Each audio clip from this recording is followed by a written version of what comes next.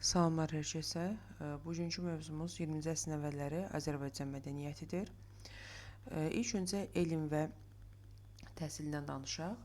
20-ci əsrin əvvəllərində də yenə Rusiya ruslaşdırma siyasəti həyata keçirirdi və bu dövrdə Azərbaycanda təhsildə ruslaşdırma siyasəti yerinə yetirildiyi bir dövrdə qızlar da təhsilə cəlb edilirdi. Qızlar üçün rus məktəbləri açılmağa başlayacaqdı. Tağıyevin səyi nəticəsində ilk dəfə 1901-ci ildə Bakıda pansion tipli ilk rus müsəlman qız məktəbi açılacaqdı. Bu məktəbin açılmasına çox böyük mübarizə aparıbdı Tağıyev. Çünki yerli əhali qəti formada qızların təhsilə cəlb edilməsini istəmirdilər. Onun səyi nəticəsində bu məktəb açılıbdı. Həm maddi, həm də mənəvi cəhətdən çox böyük səy qoyubdu məktəbin açılmasına və məktəbə Zərdabinin həyat yoldaşı Hənifə xanım Zərdabi başçılıq edirdi. Yəni ilk müdiri o olmuşdu. Pansion tipli məktəb idi. İçində yəni hər şey var idi. Həm kitabxanası, ümumiyyətlə burada yataqxanası olan məktəb idi və məktəb qadın pedaqoji kadrların yetişməsində çox mühüm rol olmuşdu. Tağıyevin təbii ki də gördüyü işlər elm təhsil sahəsində maddi cəhətdən bununla yetinmirdi. Teatr binası 1883-cü ildə bilirik, teatr 73-cü ildir, binası 83-cü ildədir. Bu binaya Tağıyev teatrda deyirdilər, inşa edilmişdi. 1889-1900-cu illərdə qız məktəbi, 19-cu əsrin sonunda inşa edilibdi qız məktəbi. 20-ci əsrin əvvəllərində 1901-ci ildə isə deməli ilk rus müsəlman qız məktəbi açılmışdı. Pansion tipli, həmçinin də xaricə gənclərin göndərilməsinə vəsait ayrılıbdı və 1817-ci ildə şollardan su çəkdiribdi. Şollar suyunun çəkilməsi deməli Bakını su ilə təmin edibdi. Bir də bunu yadda saxlayaq ki, qabaqçı dərsləri deyəcəyik biz. 1817-də şollardan, 71-də, yəni 17-nin tərsi 71-də isə Kürdən su çəkiləcəkdi Bakıya. İndi isə Azərbaycan müəllimlərinin birinci qurultayından danışaq. 1806-cı ildə qurultay keçirildi. Burada yenə məqsəd deməli təhsildə inkişaf idi. Nəriman Nərimanovun, həmçinin də Zərdabinin səyi nəticəsində qurultay keçirildi və təkliflər irəli sürüldü. Nə idi o təkliflər? İcbari ibtidai təhsilə keçirilməsi, təhsilin ana dilində olunması, burada pulsuz deməli təhsil sisteminin prinsipinin proqramı hazırlandı.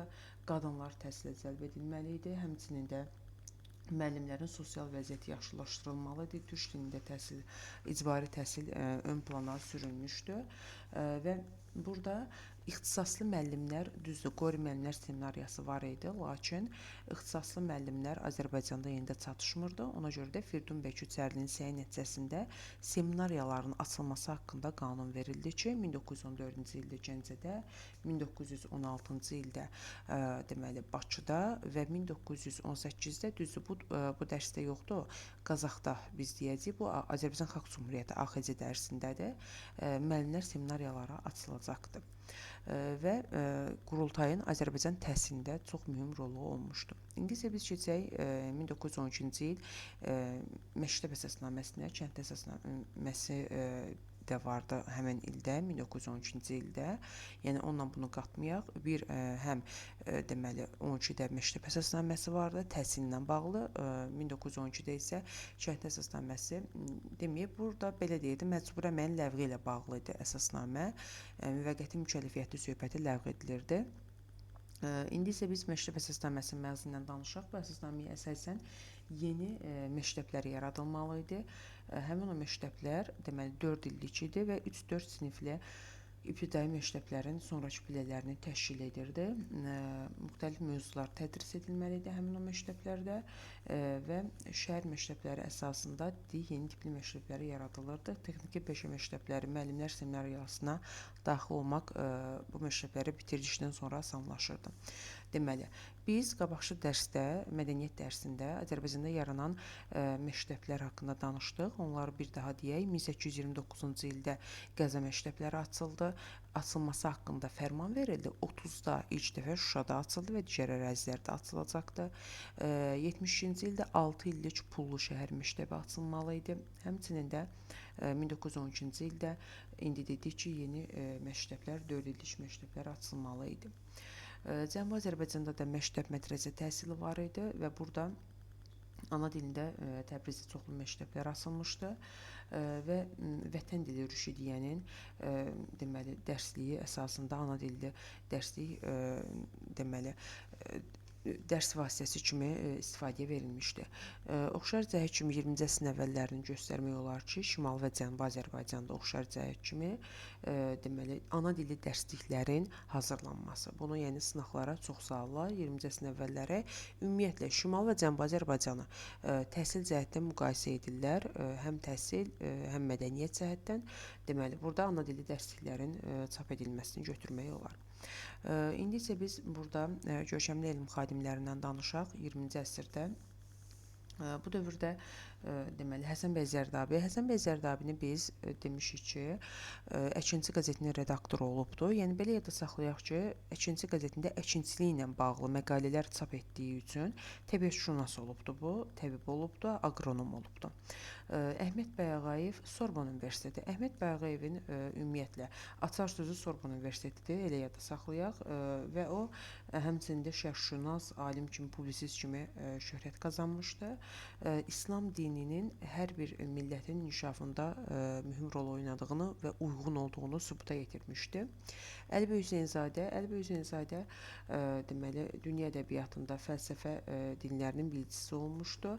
Peterburq Universitetində deməli fizika təbiət fakültəsində, həmçində İstanbul Universitetində tibb fakültəsini bitirmiş professor olmuşdu.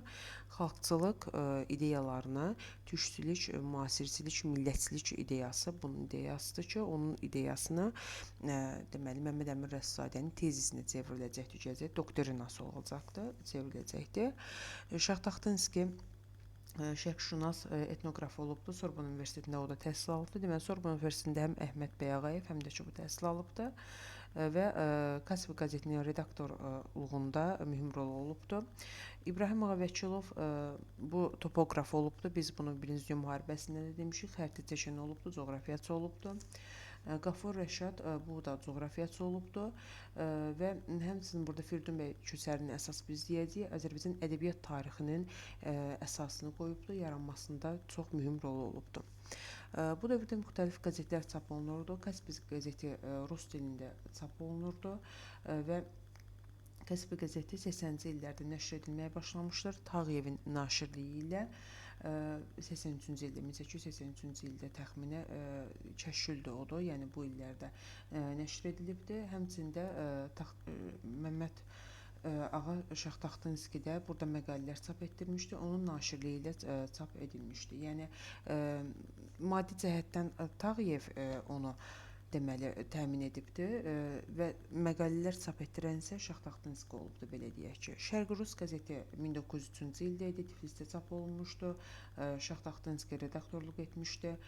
Birinci İnqilab dövründə Həyatdır, İrşaddır, Füyuzatdır, Molla Nəsrəddin kimi jurnallar, qəzetlər çap edilmişdi. Həyat qəzeti 1905-də Bakıda çap edilmişdi və Molla Nəsrəddin isə 1906-cı ildə bunu əsas yadda saxlayaq. Molla Nəsrəddinin çox sayılar çap edildiyi yerlər Bakıda, Tiflisdə, Təbrizdə çap edilmişdi. İlk satirik mətbuatımız olubdu. Satirik yəni tənqidi mətbuatımız olubdu. Həm Bakıda, həm Tiflisdə, həm də Təbrizdə çap edilmişdi. Məsələn, verə bilər ki, 20-ci əsrin əvvəllərində Şimali-Cənubi Azərbaycan üçün oxşar cəhət hər ikisində deməli qəzet, jurnallar çap edilmişdi. Satirik mətbuat, məsələn, Molla Nəsrəddin jurnalı həm şimalda idi, Bakıda, həm də cənubda, Təbrizdə çap edilmişdi. Cəmal Məmməd Quluzadənin jurnalın çapında çox mühüm rol olubdu. 1915-ci ildə isə Müsavatın Açıq Söz qəzeti çap edilmişdi. Bu oldu deməli qəzetlər və elm xadimləri haqqında danışdıq. İndi isə biz bu dövrdə Cənubi Azərbaycandan da deyək. Cənubi Azərbaycanda da qəzetlər dedik, jurnallar çap edilirdi və Azərbaycan Satirik jurnalı çap edilmişdi. Və indi isə biz danışaq bu dövrdə deməli mədəniyyətin kino-teatr sahəsindən, kino sahəsindən danışaq.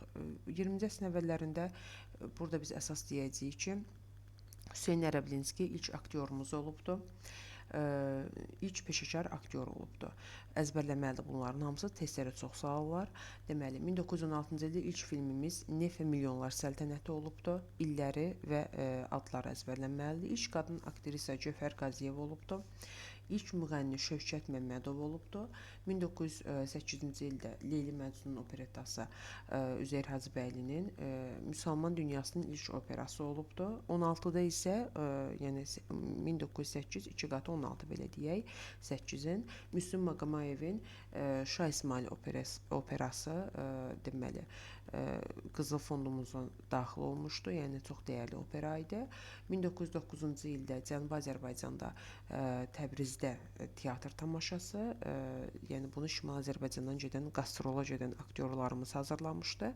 1916-da isə teatr binası tikilmişdi. Deməli, buradakı illər əzbərlənməlidir. Çox sağ ollar testlərə.